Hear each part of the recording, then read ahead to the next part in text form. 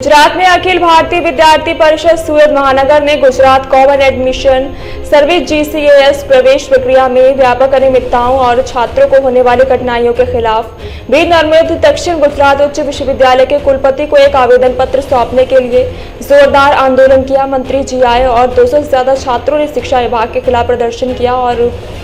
फिर सड़क जाम कर प्रदर्शन किया और 48 घंटे के अंदर समस्या का समाधान करने का अल्टीमेटम दिया।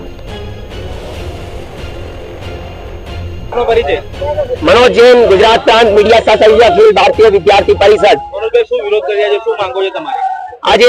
आखा गुजरात में राज्यव्यापी आंदोलन चाली रह्यु छे અને જે જીકાસ પોર્ટલ છે જે એકદમ નિષ્ફળ રહ્યું છે એડમિશન પ્રોસેસ જે છે એની અંદર અને જે કોલેજના જે વિદ્યાર્થીઓ છે એ એટલા ત્રાસેલા છે એ લોકોને એમ છે કે હવે અમારું એડમિશન નું શું થશે, અમારું ભવિષ્યનું શું થશે, એટલે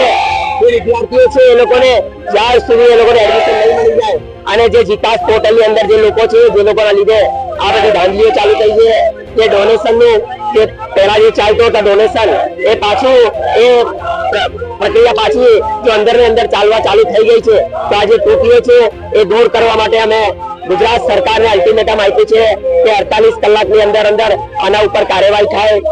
કેસી ઉપર કાર્યવાહી થાય અને